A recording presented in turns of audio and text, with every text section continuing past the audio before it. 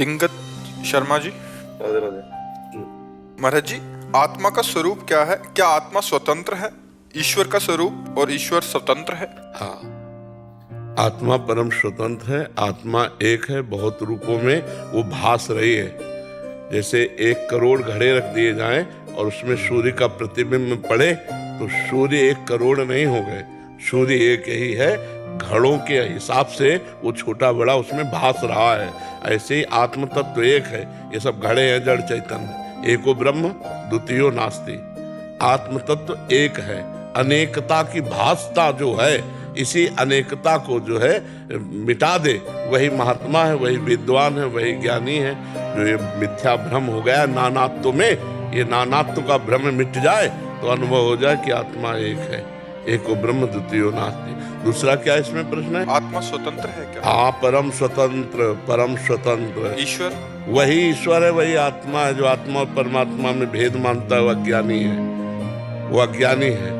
वही एक है। मत्ता परतरम नान्यत किंचिदस्ति धनंजय। मेरे सिवा दूसरा कोई नहीं, भगवान श्री कृष्ण कह रहे हैं। उन्हीं को ज्ञानी जन ब्रह्म कहते हैं, योगी जन परमेश्वर परमात्मा कहते हैं, भक्त जन भगवान कहते हैं, प्रेमी जन लाडिले कहते हैं। वो एक ही है, दो नहीं है।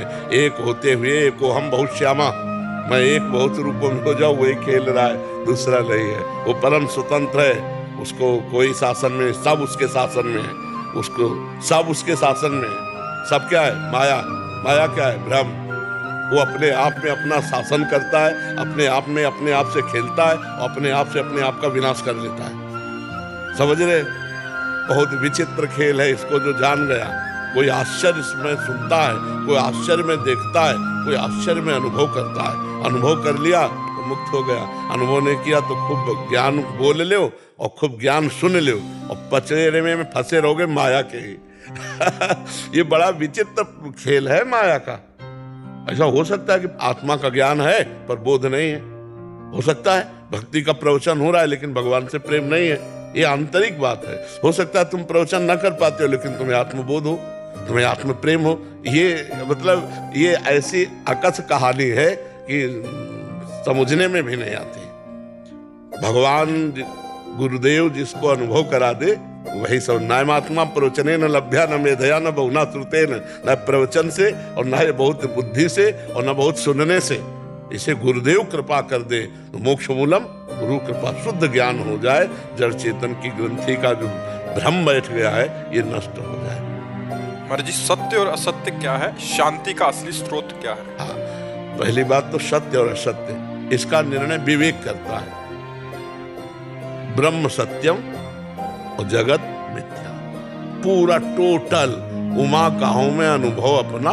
सत हरि भजन, जगत सब सपना, टोटल पहले स्वीकार करे तो आप लगे कहाँ हो, सत्य में कि मिथ्या में? ईमानदारी से देखो। दुलार मिथ्या का कर रहे हो कि सत्य का? कोशिश सत्य की होती है। हाँ। लेकिन सत्य क्या है वो पता होगा तो उस तरफ जाएंगे। नहीं पता तो गुरु है, सबको पता है।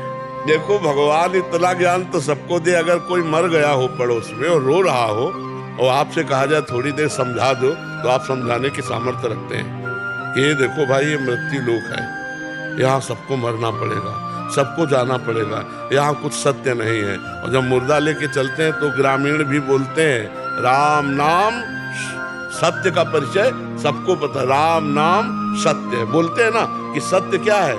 देखो, ये पूरे जीवन भर हमारे जो कांधे पे है असत्य कार्य में लगा रहा, तो कम से कम मरने के समय सब राम नाम सत्य। जो भगवान में स्थित है वो सत्य में स्थित है, और जो जगत प्रपंच में स्थित है वो असत्य में स्थित है। ये अंदर की बात है, अंदर की बात है। हो सकता है संत वेश में असत्य में स्थित हो सकता है तुम पैंट शर्ट में सत्य में स्थित हो।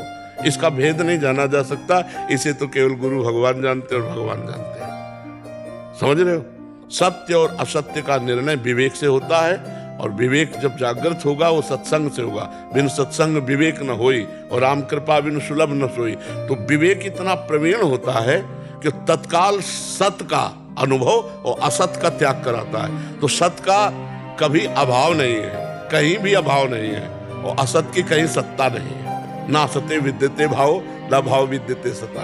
अब आप विचार करके देखो, जब आप भोजन करते हो, जब आप पानी पीते हो, जब आप भोग भोगते हो, जब आप नाना प्रकार के व्यवहार करते हो, तो आप उसे नाटक रूप में करते हो या सत्य रूप में? उस समय सत्य लगता है। बस यही अज्ञान की स्थिति है, यही अज्ञान की स्थिति है।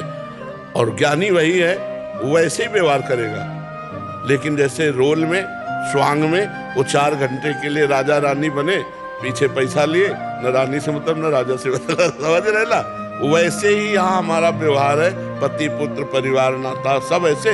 लेकिन वो एक स्वांग है, वो अपने को जानता है कि मैं यहाँ न पुरुष हूँ न स्त्री हूँ, मैं परब्रह्म परमात्मा स्वरूप हूँ। और वो कहता नहीं है, व्यवहार वो ऐसे करता दिखाई देगा अज्ञानी जैसा, लेकिन स्थिति उसकी परमात्मा में रहती है। ये सत्य है जी। शांति का असली स्रोत क्या है? श्रद्धावान लभते ज्ञानम, बहुत ध्यान से सुनना। श्रद्धावान लभते ज्ञानम तत्परा सहितेन्द्रिया ज्ञानम लब्ध्वा पराम शांति मचरेणाधिगच्छति। जो श्रद्धावान पुरुष संत महात्माओं का सत्संग करता है, शास्त्र स्वाध्याय करता है, उसे जो ज्ञान प्राप्त होता है, उस ज्ञान से वो अपने इंद्रिय और मन का संयम करता है। और इंद्रिय मन का संयम करके जब आत्मबोध रूपी ज्ञान प्राप्त होता है तो परम शांति प्राप्त हो जाती है। दूसरे शब्दों में, भोगों का त्याग करने से शांति होती है। त्यागात् शांति अनंतरम। जो भोग का त्यागी है, तो आप देखो, अपने को मन समझाता भोग भोग ले तो शांति मिल जाएगी, समझाता है ना? ईमानदारी से देख लो, जब जिस भोग की इच्छा जागृत होती है तो मन कहता है इस भोग को भोग ले तो यार शांति मिल जाएगी, झंझट खत्म होगी। लेकिन झंझट खत्म नहीं होती, झंझट और बढ़ जाती है। त्यागात् शांति अनंतरम, भगवान कह रहे हैं त्यागात् शांति अनंतरम। तो शांति की स्थिति आत्मबोध में है, विषयों के त्याग में है। सत्य वस्तु परमात्मा है, संपूर्ण परमात्मा का भाव हो जाए तो ये जगत भी सर्वम खलमिदम ब्रह्म है। नहीं तो ये मिथ्या मानो पहले और ब्रह्म में सत्य स्थिति जागृत करो। आत्मा परम स्वतंत्र है, वो सबका परम प्रकाशक है, उसका कोई प्रकाशक नहीं। वो सबका आधार है, उसका कोई आधार नहीं, वो स्वयं में है। समझ रहे हो? और वही वो आप हैं।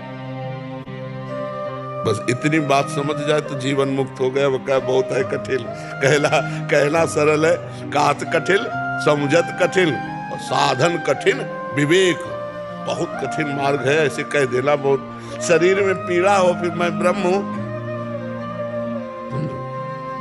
अब ज्ञान का प्रयोग जब अपने ऊपर विपत्ति आवे, शरीर पर नाना प्रकार के कष्ट आवे, फिर भी मुस्कुराहट सुरक्षित रहे तो ज्ञान सुरक्षित है।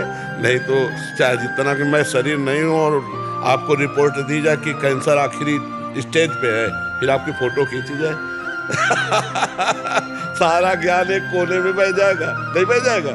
हाँ, उसे कहते हैं वाचिक ज्ञान। अगर शुद्ध बोध है तो उस समय में आप स्थिति में रहेंगे। इसको जाना तो था ही, एक निमित्त बनना है, चला जाएगा। ये चला जाएगा, मैं तो अविनाशी हूँ, मृत्यु भी मेरा क्या बिगाड़ सकती है। ज्ञान का मतलब ये है, अच्छा खाने को मिल रहा, पहनने को मिल रहा है तो मैं ब्रह्म हूं कह लो और जब प्रतिकूलताओं की मार आवे उस समय बोलो कि मैं ब्रह्म हूं, तब बात समझ में आएगी। जीव और जगत में क्या संबंध है महाराज जी? भ्रम का संबंध है। जासु कृपा सब भ्रम मिट जाई, गिरजा सोई कृपालु रघुराई। जैसे कांच के मंदिर पर खड़ा है, कांच कई क्वालिटी होता है, एक बड़ा रूप दिखाता है, एक छोटा रूप, एक भयावह रूप। अब वो जो मंदिर में खड़ा है, कांच के मंदिर में, अपने बहुत से रूप देख रहा है। अब किसी रूप से प्रियता करे, किसी रूप से नफरत करे तो क्या है उसका? भ्रम ही तो है ना, वही तो है ना। ऐसे ही एक परमात्मा स्वरूप है और उसी को हम अपनी पत्नी मान रहे, अपने पुत्र मान रहे, मित्र मान रहे, किसी को सत्य मान रहे, किसी को नीच मान रहे, किसी को बड़ा मान रहे। ये है क्या? हमारा ही तो भ्रम है कि सत्य वस्तु तो नहीं है ना।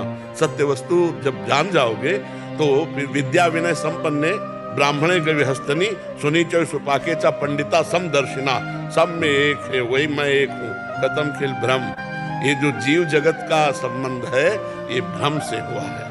अगर ये भ्रम नष्ट हो जाए, जिसे अज्ञान कहते हैं, अविद्या कहते हैं, अहंकार कहते हैं, तो जीव जीवन मुक्त